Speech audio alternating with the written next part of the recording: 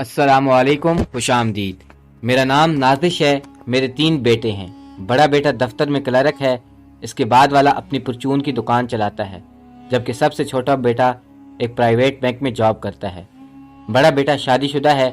इसकी शादी मैंने अपनी भांजी से की थी।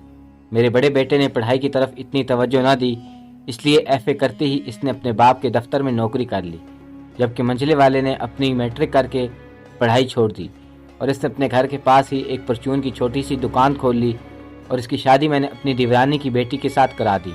जबकि मेरा तीसरा बेटा शुरू ही से ही पढ़ाई में बहुत तेज़ था। इसने अपनी तालीम मुकम्मल की तो बड़ी आसानी से इसकी नौकरी एक प्राइवेट बैंक में लग गई।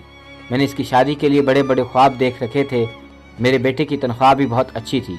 मैंने सोच लिया था कि मैं इसकी शादी अपने इकलौते भाई की बेटी सिद्रा से कराऊंगी, मगर मेरे सब ख्वाब इस वक्त चिकनाचूर हो गए जब एक दिन इसने मुझे बताया कि मैं किसी वजह से ख़ानदान में शादी नहीं करना चाहता। दरअसल मेरे दोनों बेटों की शादी को कई साल गुजर चुके थे, मगर इनकी अभी तक कोई औलाद नहीं थी। मगर मैं इस बात को नहीं मानती थी कि इसके पीछे यही वजह थी। इन दोनों ने अपनी कज़न से शादी की थी। कभी कभी देर सवेर हो जाती है, मगर तीसरे बेटे ने इस बात को जवाज़ बनाकर अपने लिए खुद ही लड़की तलाश कर ली और अगले ही दिन मुझसे कहा कि वो अपने दफ्तर में काम करने वाली एक लड़की से शादी करना चाहता है और मेरा रिश्ता लेकर इस लड़की के घर जाओ। मगर ये सुनकर मुझे अपने बेटे पर बहुत गुस्सा आया और मैं कई दिन अपने बेटे शिराज से नाराज़ रही, मगर इसने अपना फ़ैसला ना बदला। मैंने इससे बहुत बार समझाया कि बेटा शिराज, मैंने तुम्हारे लिए लड़की पसंद कर ली है और लड़की वालों से भी बात भी कर रखी है। अगर अब मैं तुम्हारा रिश्ता कहीं और किसी जगह पर तय कर दूँ तो ये गलत बात होगी। मगर शिराज मेरी एक ना सुनता और मुझे कहता कि मैं शादी करूंगा तो अपने ऑफिस की लड़की सुमैरा से करूंगा, और अगर आपने मेरा रिश्ता ज़बरदस्ती किसी और जगह तय किया तो मैं ज़िंदगी भर किसी से शादी नहीं करूंगा। इसकी ये बातें सुनकर मैं गुस्से में आ जाती। शौहर ने समझाया कि शिराज के सर पर इस लड़की का भूत सवार है, तुम ही हार मान लो वरना हम कमाऊ बेटे से हाथ धो बैठेंगे। ये बात तो मैं भी जानती थी कि इसकी तनख्वाह से घर चल रहा था। बाकी के बेटे तो इतने लाते जिनसे इनकी बीवियों के खर्चे ही पूरे होते थे। शौहर की बात सुनकर मैं सोच में पड़ गई। अगर बेटे ने खुद ही शादी कर ली और अपना अलग घर लेकर रहने लगा तो हमारा क्या होगा? हम दोनों मियाँ बीवी दिल के मरीज थे। हमारी महंगी दवाइयाँ शिराज की तनख्वाह से ही आती थी। लिहाजा मैंने भी दिल पर पत्थर रखकर शिराज का रिश्ता इस लड़की के घर ले गई। मगर लड़की को देखकर मुझे एक धचका सा लगा। वो एक आम सी लड़की थी जिसका बाप मर चुका था और घर छोटा सा था जिसमें 2 कमरे और एक बाथरूम बना हुआ था। एक चारपाई पर सुमैरा का भाई सोया हुआ था, जो मेरे पूछने पर सुमैरा की माँ ने बताया कि इसे बुखार है इसलिए सोया हुआ है, और घर में सिर्फ माँ थी। मैं तो ये सब देखकर हैरान रह गई कि मेरा इतना पढ़ा लिखा और समझदार बेटा कैसे इन लोगों में फंस गया। लड़की भी आम सी शक्ल सूरत की थी और इसके ख़ानदान का भी ख़ास पता नहीं था। सच कहा है किसी ने कि मोहब्बत अंधी होती है। पता नहीं इस लड़की ने मेरे बेटे को क्या खोल कर पिलाया था। वो तो रात दिन सुमैरा के गुण गाने लगा। अम्मी, सुमैरा बहुत अच्छी तबीयत की है और इसकी माँ तो बहुत ही नेक खातून है। ये सुनकर मैं जल जाती, मगर मैं बेटे के हाथों मजबूर थी। लड़की वाले तो जैसे हमारे इंतज़ार में ही बैठे थे। मैं जिस दिन रिश्ता लेकर गई इसके अगले दिन उन्होंने हाँ कर दी और इससे अगले हफ्ते शादी की तारीख रख दी गई। मैं बेटे को खुश देखकर बहुत पुरसकून थी, मगर जब बहू और इसकी माँ पर नज़र पड़ती तो दिल अफसरदा हो जाता। कैसे फीकी सी शादी थी। इनकी तरफ से इन 2 माँ बेटियों के सिवा कोई नहीं था। एक भाई था, वो भी बिल्कुल सीधा सा, जैसे इसे कुछ इल्म ही ना हो। ऐसा कैसे मुमकिन हो सकता है कि भरी दुनिया में इन तीनों का कोई नहीं था? आखिर कोई रिश्तेदार तो होता। ना जाने मुझे ऐसा क्यों लग रहा था कि दाल में कुछ काला ज़रूर था। मगर खैर, वो दोनों एक दूसरे की किस्मत में लिखे थे, इसलिए इनकी शादी हो गई। शादी के 3 साल तक सुमैरा हमारे साथ रही, मगर इनकी कोई औलाद ना थी। सुमैरा थी तो अच्छी, मगर कभी कभार मुझे ऐसा लगता कि सुमैरा मुझसे कुछ छुपाती ज़रूर है। शिराज के कहने पर मैंने सुमैरा का बहुत से डॉक्टरों से चेकअप करवाया। सुमैरा के बहुत से टेस्ट हुए। हर बार डॉक्टर यही कहते कि सुमैरा बिल्कुल ठीक है, एक बार आप अपने बेटे का टेस्ट करवाएं, हो सकता है कि मसला लड़के में हो। मेरे ज़्यादा इसरार करने पर शिराज ने अपने टेस्ट करवाए। जब इसकी रिपोर्ट आई तो इसमें वाज़े लिखा था कि शिराज ज़िंदगी भर बाप नहीं बन सकता। ये सुनकर मुझे दुख हुआ। शिराज ने अपना कई डॉक्टरों से इलाज करवाया, मगर वो औलाद की खुशी ना देख सका।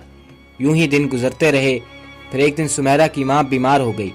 تو وہ ایک ماہ کے لیے ان کے پاس رہنے چلی گئی، مگر اس کی ماں کی بیماری بڑھتی گئی اور آخرکار وہ چل بسی۔ ابھی وہ اپنی ماں کی رسومات سے فارغ ہوئی تھی کہ اچانک ہی میرے بیٹے کو کام کے سلسلے میں دوسرے شہر جانا پڑا۔ ہم سب نے بڑا زور دیا کہ وہ سمیرہ کو اپنے ساتھ نہ لے جائے، مگر وہ کہنے لگا کہ یہ بھی ماں کے صدمے میں ہے، اسے میری زیادہ ضرورت ہے، ویسے بھی نئی جگہ پر جا کر دل بہل جائے گا۔ یہ سن کر سب خاموش ہو گئے۔ اب میرے احتجاج کو کون خاطر میں لاتا؟ سارے انتظامات مکمل ہوتے ہی بیٹا بہو کو لے کر چل پڑا اور میں ہاتھ ملتی رہ گئی۔ میرا بھی بہت دل تھا کہ میرا بیٹا مجھے بھی اپنے ساتھ چلنے کو کہتا۔ نئی آب و ہوا میری صحت کے لیے بھی اتنی اچھی تھی جتنی بہو کے لیے اچھی تھی۔ بیٹے کو یہ خیال نہ آیا تو میں بہو کو کیوں دوش دیتی؟ ان کو گئے ہوئے 6 ماہ گزر گئے اور پھر 1 سال گزر گیا۔ شیراز ہر ماہ خرچہ تو ٹائم پر بھیج دیتا، مگر میں تو اپنے بیٹی کی شکل دیکھنے کو ترس گئی تھی۔ اگرچہ وہ کبھی کبھی فون کر لیتا، مگر میں تو اسے اپنے سامنے دیکھنا چاہتی تھی۔ میری طبیعت خراب ہوئی تو بڑے بیٹے نے کہا کہ چلیں میں آپ کو اس کے گھر لے جاتا ہوں، وہ ہمیں اچانک دیکھ کر خوش ہو جائے گا۔ مگر مجھے معلوم نہیں تھا کہ ہمیں دیکھ کر بہو اتنی گھبرا جائے گی۔ اس نے ہمیں دیکھتے ہی کہ اگر آپ فون کر کے بتا دیتے تو اچھا تھا، اور پھر سمیرہ ہمیں غیروں کی طرح ڈرائنگ روم میں بٹھا کر خود غائب ہو گئی۔ پتہ نہیں کوئی گھر میں تھا یا کیا بات تھی۔ وہ کافی دیر بعد واپس آئی تو اس کی گھبراہٹ کافی کم ہو چکی تھی۔ یہ مکان بیٹے نے کرائے پر لیا ہوا تھا۔ مکان بہت خوبصورت تھا۔ مکان کے ساتھ ساتھ میرے بیٹے نے گھر کی ہر چیز نئی لی تھی جو میں نے یہاں آ کر دیکھی تھی۔ گھر کرائے کا تھا، مگر گھر کا سامان اور سجاوٹ دیکھ کر میرا دل بہت خوش ہو رہا تھا۔ میں نے سمیرہ سے پوچھا، بیٹا تمہارا کمرہ کون سا ہے؟ تو سمیرہ نے سامنے والے کمرے کی طرف اشارہ کرتے ہوئے کہا کہ اماں جی، سامنے والا کمرہ میرا اور شیراز کا ہے۔ کمرے کے دروازے کے ساتھ ایک چھوٹی سی کھڑکی تھی۔ میری نظر کھڑکی کے اندر پڑی تو اندر رکھے نئے صوفے پر میری نظر پڑی۔ اچانک سے سمیرہ اٹھی اور اپنے کمرے کی طرف بھاگی۔ کمرہ کھول کر اس سے اندر جا کر کھڑکی بند کی اور باہر آ کر کمرے کو لاک کر دیا۔ مجھے کچھ عجیب سا لگا، مگر میں چپ رہی۔ پھر سمیرہ ہمیں ایک دوسرے کمرے میں لے گئی اور خود کھانے کا انتظام کرنے لگی۔ شام ہوئی تو بیٹا بھی گھر آ گیا اور بڑی محبت سے ملا۔ بھائی کے ساتھ باتیں کرنے لگا۔ میں بہو کو تلاش کرتے ہوئے کچن میں آ گئی جہاں وہ میز پر کھانا لگا رہی تھی۔ مجھے دیکھا تو پھر سے گھبرا گئی اور جلدی سے کچھ اپنے پیچھے چھپا لیا۔ یا الہی، یہ کیا مواجرہ تھا؟ اس نے مجھے کہا کہ میں ہاتھ منہ دھو لوں، پھر اس نے مجھے اشارے سے باتھ روم کا راستہ بتایا۔ میں باتھ روم کی طرف چل پڑی، مگر مجھے شک ہو رہا تھا کہ وہ مجھ سے کچھ چھپا رہی تھی، اس لیے میں باتھ روم جانے کی بجائے دیوار کے پیچھے چھپ گئی۔ میں اسے مکمل طور پر دکھائی نہیں دے رہی تھی، مگر میں نے دیکھا کہ وہ ایک بڑی ٹرے تھی جس کے اوپر اس نے کپڑا ڈال رکھا تھا۔ میں نے دیکھا کہ میری بہو سمیرہ نے اسے اپنے دوپٹے میں چھپایا اور بڑی تیزی سے اپنے کمرے کی طرف چلی گئی۔ مجھے تو ساری رات نیند نہیں آئی کہ آخر اس کے کمرے میں کون تھا جسے وہ چھپ کر کھانا دینے گئی تھی۔ میں نے سوچ لیا تھا کہ میں صبح ہوتے ہی شیراز سے کہوں گی کہ مجھے اس کا کمرہ دیکھنا ہے۔ آخر میری بہو اکیلے گھر میں کیا گل کھلا رہی تھی، مگر مجھے کیا پتا تھا کہ بہو کا یہ راز ہی رہے گا اور مجھے اچانک واپس گھر جانا پڑے گا۔ صبح ہوئی تو بڑے بیٹے نے مجھے بتایا کہ رات کو ابا جی کی طبیعت اچانک بہت خراب ہو گئی، اس لیے ہمیں فوراً واپس جانا ہے۔ میرا شوہر دل کا مریض تھا۔ میں یہ سن کر گھبرا گئی اور فوراً گھر آ گئی، مگر میرا شوہر ایک دن اسپتال رہنے کے بعد ٹھیک ہو گیا اور ہم اسے گھر لے آئے۔ گھر آ کر مجھے پھر سے وہ واقعہ یاد آ گیا اور میں نے سوچ لیا کہ دوبارہ بیٹے کے گھر جا کر پتہ لگاؤں گی کہ آخر یہ کیا مواجرہ ہے۔ لیکن اسی دوران میرے بیٹے شیراز کی کال آ گئی۔ اس نے مجھے بتایا کہ وہ باپ بننے والا ہے۔ یہ سن کر سب خوش ہو گئے۔ یہ ہمارے خاندان کی پہلی خوشی تھی، مگر نہ جانے میں کیوں یہ سن کر خوش نہیں تھی۔ میرے تو پیروں تلے سے زمین نکلی جا رہی تھی۔ یہ کیسے ممکن ہو سکتا ہے جب ڈاکٹر کی رپورٹس کے مطابق شیراز کبھی بھی باپ نہیں بن سکتا تھا۔ یہ راز صرف مجھے اور شیراز کو معلوم تھا، کیونکہ شیراز نے یہ بات میرے علاوہ سب سے چھپائی ہوئی تھی۔ اور دوسرا شیراز کے کمرے میں کون تھا، میں تو یہ سوچ سوچ کر پاگل ہوئی جا رہی تھی۔